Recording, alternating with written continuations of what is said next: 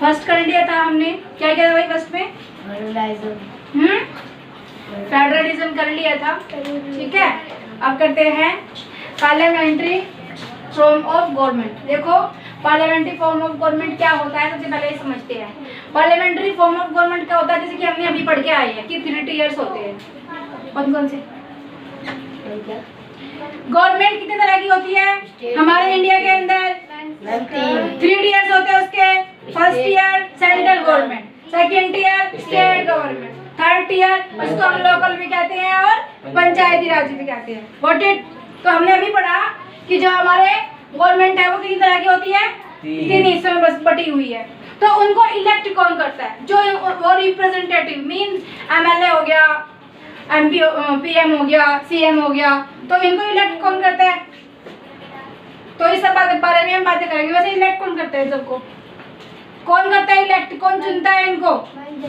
जनता, public चुनती है। Good, ठीक है, समझ में आया? तो पब्लिक चुनती है इनको। पार्लियामेंट्री फॉर्म ऑफ गवर्नमेंट समझ में आ गया? क्या होता है कि जो सरकार है, जो हमारे रिप्रेजेंटेटिव है, उनको चुनता कौन है? अलग अलग जो हमारी सरकारें होती है। अब अगर राजतंत्र हुआ तो राजा तो एक ही होगा, राजा का लड़का राजा होगा, उसका लड़का फिर राजा होगा। लेकिन यहाँ पे ऐसा नहीं है। यहाँ पे जो एक बार प्रधानमंत्री बन गया तो उसका लड़का प्रधानमंत्री नहीं हो सकता। जब तक जनता नहीं चाहेगी तब तक नहीं हो सकता, क्योंकि अगर उनको उनका काम समझ में आएगा तो वो उनको अगली बार बनाएगी, और अगर उनका काम समझ में उनको नहीं आ रहा है तो नहीं बनाएगी। ये किसके ऊपर डिपेंड है? जनता के ऊपर डिपेंड है, पब्लिक के ऊपर डिपेंड है। नेक्स्ट आते हैं the different tiers of government that you just read about consist और representatives who are elected by the people. कि हम इसमें अलग अलग जो सरकार है उसके बारे में बात करेंगे, जो कि किसके द्वारा चुनी जाती है? जनता के द्वारा चुनी जाती है। The constitution of India guarantees universal adult suffrage for all citizens. ये प्रावधान है, ये परमिशन ये दिया हुआ है कॉन्स्टिट्यूशन में कि सब के सब जो है 18 ईयर्स से ज्यादा जो है वो सब क्या कर सकते हैं? वोट दे सकते हैं। देखो पहले क्या था? पहले 21 ईयर्स था कि 21 ईयर का कोई पर्सन जो है वो दे सकता है। बात होगी ना, ठीक है। जो 21 ईयर्स का है बंदा वो वोट दे सकता है। उसको क्या था? वोटिंग राइट था, वोटिंग राइट था उसको, ठीक है, जो 21 ईयर्स का था। लेकिन बाद में कब? 1989 में क्या कर दिया कि कोई बात नहीं, 18 ईयर्स का भी दे सकता है। 18 ईयर्स के जो पर्सन है, जो लेडीज हैं, ठीक है, जो जेंट्स है, वो सब क्या कर सकते हैं?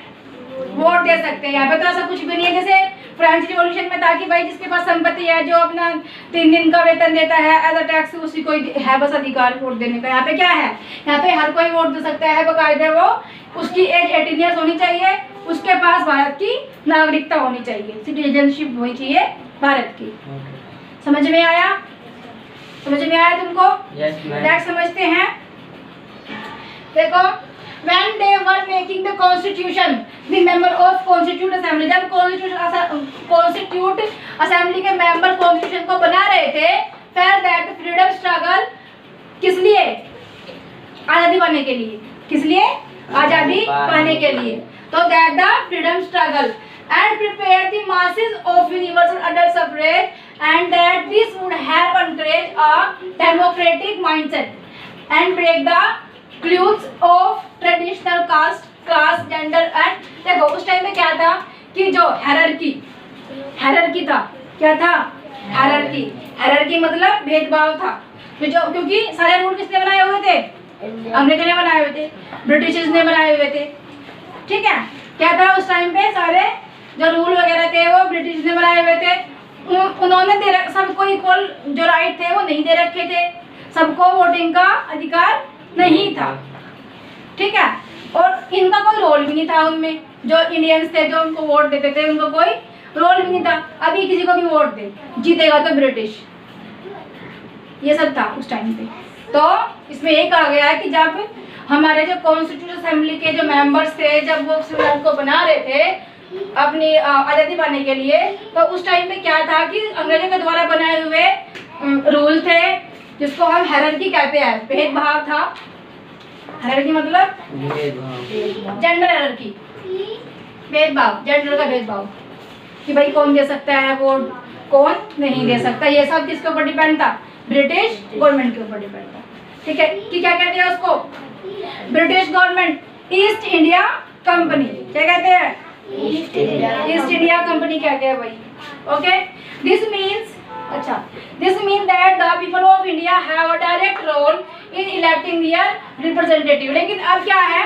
अब ऐसा है कि जो भी बंदा इंडिया के अंदर भारतीय है, जिसके पास भारतीय नागरिकता है, मीन्स जिसके पास इंडियन सिटीजनशिप है, वो क्या कर सकता है? वो 18 ईयर्स का है तो वो वोट दे सकता है और उसमें उसका डायरेक्ट रोल है, डायरेक्ट रोल प्ले करता है कोई भी भारतीय, और वो आसानी से बिना किसी दबाव के निष्पक्ष भाव से जिसको चाहे उसको वोट दे सकता है। ठीक है, जिसको चाहे उसको वोट दे सकता है।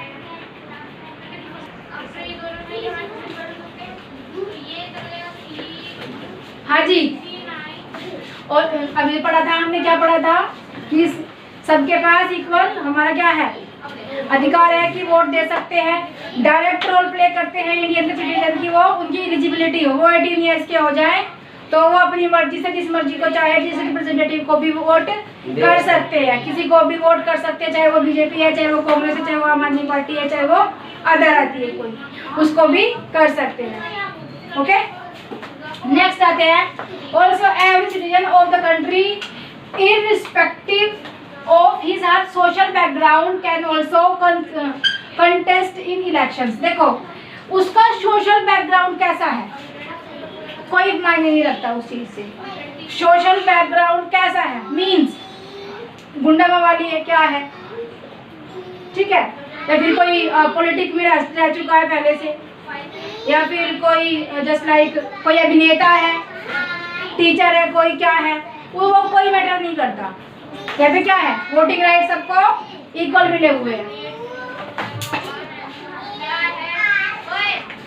हाँ जी, तो कोई फर्क नहीं पड़ता उस चीज से, हम क्या कर सकते हैं?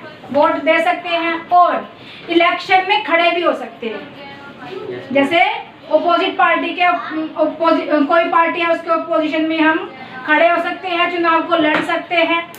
ठीक है, उसमें कोई प्रॉब्लम नहीं है। हमारा सोशल बैकग्राउंड कैसा है वो मायने नहीं रखता, बस क्या है कि हमारी वो एलिजिबिलिटी होनी चाहिए, मेंटली डिस्टर्ब नहीं होना चाहिए इंसान। देखो, मेंटली डिस्टर्ब का मतलब क्या है?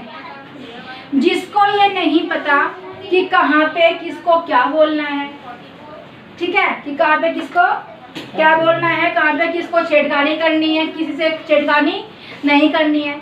अब जैसे अमेरिका के राष्ट्रपति जी आ गए जी यहाँ पे भारत में, और कोई मेंटली डिस्टर्ब बंदा है, ट्रम्प ट्रम्प ट्रम्प भाई ऐसे कर रहा है वो, तो दिस इज नॉट वे कि वो बात करे इस तरह से। ये कॉन्स्टिट्यूशन में नहीं लिखा हुआ है कि तुम किसी को इस तरह से टीज करो, ठीक है, ये सब नहीं लिखा हुआ है। तो क्या कहेंगे उसको कि ये पागल है, उसको पागल घोषित कर देंगे और नागरिकता उससे छीन ली जाएगी। जो पागल है वो सही डिसीजन नहीं ले सकता, वो कुछ भी कर सकता है, दैट्स व्हाई क्या करते हैं, उससे सिटीजनशिप छीन लेते हैं। वो रह रहा है इंडिया के अंदर, खा रहा है, पी रहा है, काम कर रहा है, नहा रहा है, धो रहा है, जो भी मर्जी कुछ कर रहा है, लेकिन वो वोट नहीं डाल सकता, चुनाव में नहीं खड़ा हो सकता, किसी सरकारी गवर्नमेंट जॉब के लिए नहीं अप्लाई कर सकता, ये सब काम वो नहीं कर सकता। अदरवाइज रह रहा है, जी रहा है, उसमें क्या प्रॉब्लम है? समझ में आया अब क्या मतलब है उसका? जो कोई मेंटली डिस्टर्ब है, अब कोई फिजिकली डिस्टर्ब है, ठीक है, उसके लिए भी एक अलग प्रावधान है, उसको चलो ये भी छोड़ते हैं, आगे बढ़ते हैं। समझ में आया इतना? These representatives are accountable to the people। अब देखो, जिन रिप्रेजेंटेटिव को हमने इलेक्ट किया है, मीन्स वोट दिया है और उसको हमने जिता दिया है, वो जीत चुका है, वो नेता बन चुका है, कौन? रिप्रेजेंटेटिव होते हैं। क्या होते हैं? रिप्रेजेंटेटिव।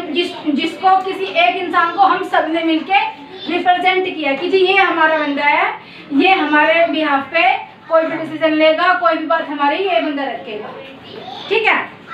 तो उसको क्या कहेंगे हम? रिप्रेजेंटेटिव कहेंगे। तो जो रिप्रेजेंटेटिव होगा वो अकाउंटेबल होगा। होगा, पीपल हो जो होंगे, जो पब्लिक होगी उसके लिए। जस्ट लाइक शालीमार बाग में हम रहते हैं, शालीमार बाग के अंदर एमएलए कौन है भाई? आम आदमी पार्टी की तरफ से वंदना कुमारी जी है और रेया गुप्ता है बीजेपी की तरफ से। तो क्या कहेंगे कि हम उनके पास जाएंगे, अपने लीडर के पास जिसको हमने इलेक्ट किया है, उनके पास जाएंगे, अपनी प्रॉब्लम्स को रखेंगे, तो उनको हमारी बात का जवाब देना पड़ेगा। अकाउंटेबल मीन्स कि उनको जवाब देना पड़ेगा, जवाब देना, उनको जवाब देना पड़ेगा हमारी बात का। जैसे हमने कहा कि जी हमारी स्ट्रीट की लाइट खराब हो गई है, तो कहेगी ठीक है, अब वो लीडर बन गई है, एमएलए बन गई है, अब वो भूल गई है ये क्या प्रॉब्लम है, तो हम उनसे क्या पूछेंगे, जी आपने हमसे वादा किया था कि हम तुम्हारा स्ट्रीट लाइट ठीक करा देंगे, अब तक तो हुई नहीं है, क्या प्रॉब्लम है, क्यों नहीं हुई? तो वो उसके ऊपर जवाब देंगे। वो ऐसा नहीं बोल सकते कि हमारी मर्जी हम करें ना करें, क्योंकि क्या हुआ है, उसको जनता ने इलेक्ट किया है, तो उनको जवाब देना पड़ेगा कि जी अभी ये बिल पास नहीं हुआ, अभी एक्ट पास नहीं हुआ, अभी ये क्या हुआ, अभी कौन सा डिले क्यों चल रहा है, अभी इलेक्शन आने वाले हैं, XYZ, उसको क्या करना पड़ेगा, जवाब पर्टिकुलर जवाब देना पड़ेगा कि उस दिन से तुम्हारा यहाँ पे काम स्टार्ट हो जाएगा। ये वो समझ में आया? जो रिप्रेजेंटेटिव्स होते हैं क्या होते हैं? अकाउंटेबल होते हैं। क्यों होते हैं? क्योंकि उनको हम सब ने मिलके चुना है, अपने दम पे नहीं, उनको कुछ कोई वैल्यू ही नहीं है, आम आदमी है वो हमारी तरह, लेकिन जब तक हम उनको नहीं चुनेंगे तो। ओके चलो जी, नेक्स्ट आता है हमारा थर्ड, ये है सेपरेशन ऑफ पावर्स। देखो गवर्नमेंट 3 टीयर्स में बटी हुई है, ठीक है, लेकिन जो पावर है वो कहाँ कहाँ पे है? लेजिस्लेटिव ब्रांच, एग्जीक्यूटिव और जुडिशरी।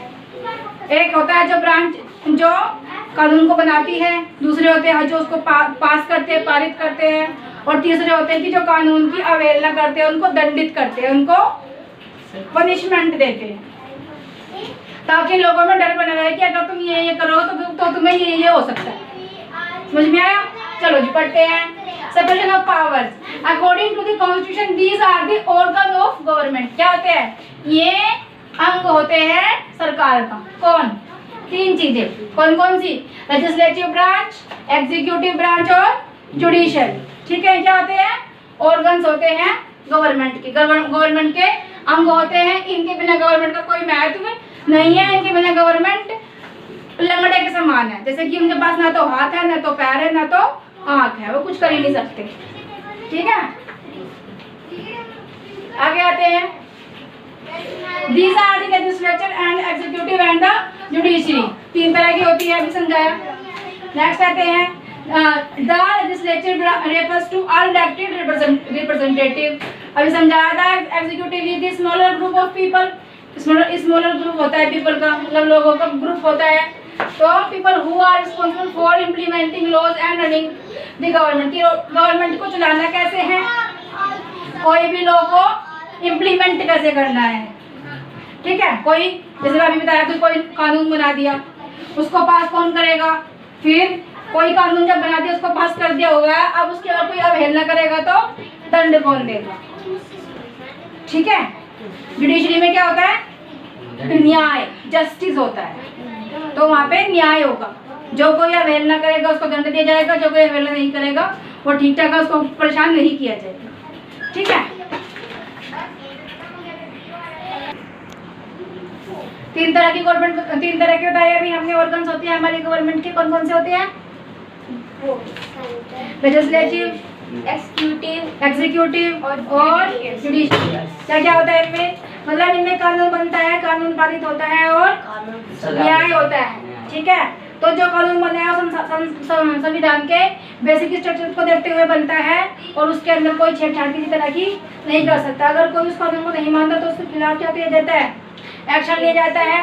और किसी के मौलिक अधिकार को कोई, देखो ये कानून इस तरह से बनाए जाते हैं कि किसी के, जनता के मौलिक अधिकार को कोई प्रॉब्लम इनसे ना हो। नेक्स्ट आते हैं, the judiciary refers to the system of court in this country. Judiciary के अंदर कौन आता है भाई? जुडिशरी के अंदर कौन आता है? जो कोर्ट्स वगैरह होते हैं वो सब किसके अंदर आते हैं? जुडिशरी के अंदर आते हैं। क्योंकि क्या करते हैं? जस्टिस मीन्स न्याय करते हैं, न्यायपालिका। Okay, yes ma'am. नेक्स्ट आते हैं, the order to prevent the misuse of power by any one branch of government. अगर कोई भी गवर्नमेंट की कोई भी ब्रांच मीन्स लेजिस्लेटिव, एग्जीक्यूटिव और जुडिशरी, अगर इनमें से कोई भी मिसयूज करती है अपनी पावर का, तो अलग अलग गवर्नमेंट दी हुई है, तो उसके अकॉर्डिंग हम क्या कर सकते हैं, उनके खिलाफ कोई भी कार्रवाई कर सकते हैं। कोई भी उसका मिसयूज, अपनी पावर का कोई भी ब्रांच मिसयूज नहीं कर सकती। Okay, next, government the constitution says that each group of this organ should execute different powers. सबके पास में अपनी अलग अलग पावर है। अगर देखो जो हमारा स्टेट गवर्नमेंट होती है उसके ऊपर कौन होता है, हाई कोर्ट। जो हमारा स्टेट क्या बोलते हैं, डिस्ट्रिक्ट स्टेट क्या बोलते हैं उसको, हाँ, जो अभी इसको समझो, देखो यार समझ में आएगा। डिस्ट्रिक्ट कोर्ट होता है, उसके ऊपर कौन होता है, हाई कोर्ट, उसके ऊपर कौन होता है, सुप्रीम कोर्ट, सबके ऊपर होता है। तो इस तरह से वो एक दूसरे को कंट्रोल करते हैं। अगर कोई गलती कर रहा है तो वो एक दूसरे को कंट्रोल कर सकते हैं। लेकिन अमेरिका में क्या है कि वहाँ पे सारी पावर किसके हाथ में है, राष्ट्रपति के हाथ में है। लेकिन यहाँ पे अलग अलग चीजें हैं, अलग अलग गवर्नमेंट है, तो मिस्टेक होने का सवाल ही पैदा नहीं होता। ठीक है, वो एक अलग बात है कि घोटाले बहुत सारे चल रहे हैं, स्कैम्स हो रहे हैं, वो एक अलग बात है। बट जिस तरह से देखो बनाने वाले जो मेंबर्स थे जिन्होंने कॉन्स्टिट्यूशन को बनाया था वो कितने इंटेलिजेंट थे, सब बातों का ध्यान रखा कि भाई 100 पीढ़ियों तक इसको यूज करते रहेंगे तभी भी हमारे कॉन्स्टिट्यूशन को बदलने की जरूरत नहीं पड़ेगी। तुम इतने बड़े बड़े देश है, फ्रांस है, फ्रांस में क्या है कि 5-5 बार उन्होंने अपने कॉन्स्टिट्यूशन को चेंज कर लिया, 5-5 बार बदल दिया, कोई ना कोई कमी निकल जाती है, बदल लेते हैं। लेकिन हमारे संविधान को एक बार भी बदलने की जरूरत नहीं पड़ी अब तक, क्योंकि वो बहुत अच्छा लिखा गया है। इतनी अच्छे ध्यान में रख के, इतने गुण थे उनके अंदर जिन्होंने लिखा है कि उन्होंने इतने बढ़िया से लिखा कि उसको दोबारा नया संविधान बनाने की हमें जरूरत ही नहीं पड़ी। जिस तरह से हमने नेपाल में पढ़ा था कि नेपाल में जब राजतंत्र था तभी भी संविधान था उनका, ठीक है, लेकिन क्या था, एट दी एंड पावर किसके हाथ में थी, राजा के हाथ में। चुनाव होते थे, तुम चुनाव करो, तुम प्रधानमंत्री बनाओ, तुम कुछ भी बनाओ, तुम राष्ट्रपति बनाओ, लेकिन पावर तो मेरे ही हाथ में रहेगी, राजा ने ये बोला। तो क्या किया उन्होंने फिर 2008 में क्या कहा कि भाई हमें हमारा संविधान अलग बनाना है, 2015 में बन के वो तैयार हो गया नेपाल का संविधान। ठीक है, चलो जी आगे बढ़ते हैं।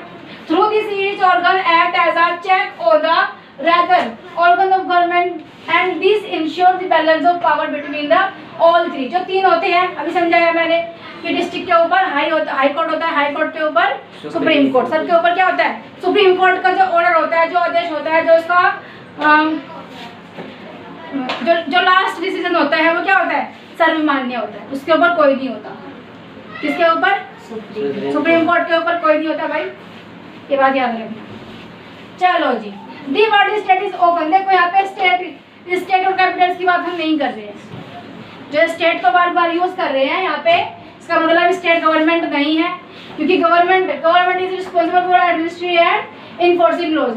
गवर्नमेंट का काम क्या होता है भाई, रिस्पॉन्सिबिलिटी होती है उनकी कि वो जो एडमिनिस्ट्रेटिंग है और इन्फोर्सिंग की कौन सा लॉ हमें कहाँ पे इम्प्लीमेंट करना है, क्या करना है, ये सब काम कौन करता है, गवर्नमेंट करती है। तो गवर्नमेंट एक अलग चीज हो गई और स्टेट यहाँ पे अलग चीज हो गई। स्टेट का मतलब यहाँ पे स्टेट गवर्नमेंट नहीं है, ठीक है।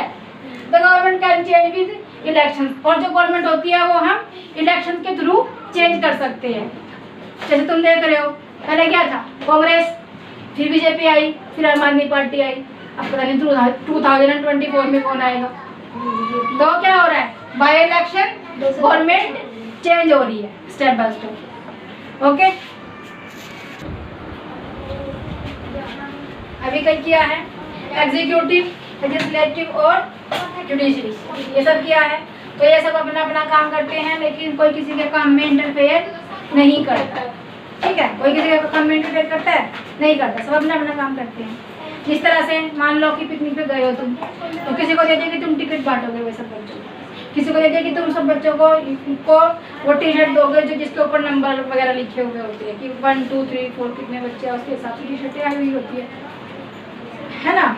फिर तीसरे इन सारे को काम दोगे तो तुम खाने पीने का देखोगे। चौथे इंसान को कहोगे, जैसे बच्चों को बोल दोगे कि 500 रुपये लेके आना अपने घर से, तो तुम क्या करोगे, कलेक्शन करोगे, मनी कलेक्शन। तो सबका अलग अलग काम होता है, कोई किसी के काम में कोई भी दखलंदाजी नहीं करता। वैसे ही यहाँ पे भी जुडिशरी में, लेजिस्लेटिव में और एग्जीक्यूटिव में कोई एक दूसरे काम में इंटरफेयर नहीं करता, सब अपना अपना काम आराम से करते हैं। समझ में आया? yes. चलो नेक्स्ट आते हैं। The state on the other hand, देखो अगर हम बात करें तो जो स्टेट है क्या है, क्या है जो स्टेट है, पॉलिटिकल इंस्टीट्यूशन है जहाँ पे दूसरा इंसान को इंटरफेयर नहीं कर सकता। ठीक है, बाहर का कोई भी कंट्रोल नहीं होता वहाँ पे अपना काम अपने आप से करते हैं। नेक्स्ट आते हैं, we can the speak of the Indian state the Nepali state, मतलब वही चीज़ कि कोई दूसरा आके उसमें इंटरफेरेंस नहीं कर सकता, जो हम कर रहे हैं वो हमें करने दो, हमें प्रॉब्लम में मत डालो, हमें डिस्टर्ब नहीं करो तुम लोग।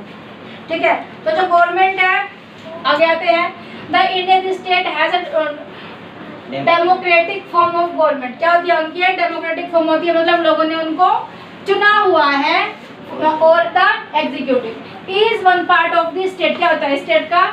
ये सब चीजें होती है उसके अंदर की भाई हम तुम्हारे गुलाम नहीं हैं, हमें जनता ने चुना है, हम उनके लिए काम करेंगे, तुम हमें ज्ञान मत दो। समझ में आया कि तुम हमें अकल मत दो, हम अपने आप से काम कर सकते हैं, हमें इतनी नॉलेज है, मतलब हम उसके लिए एलिजिबल है, हम उस काम को कर सकते हैं। तो क्या है कि स्टेट जो भी गवर्नमेंट है वो स्टेट का एक पार्ट होंगे। ठीक है, the state refers to more than just the government and cannot be used interchangeably with it। देखो स्टेट जो होता है, स्टेट के अंदर क्या चीजें होती है, क्या क्या होती है स्टेट के अंदर, क्या क्या होती है, क्या क्या होता है भाई? हाई कोर्ट होता है, और क्या होता है? सुप्रीम कोर्ट होता है, और क्या होता है?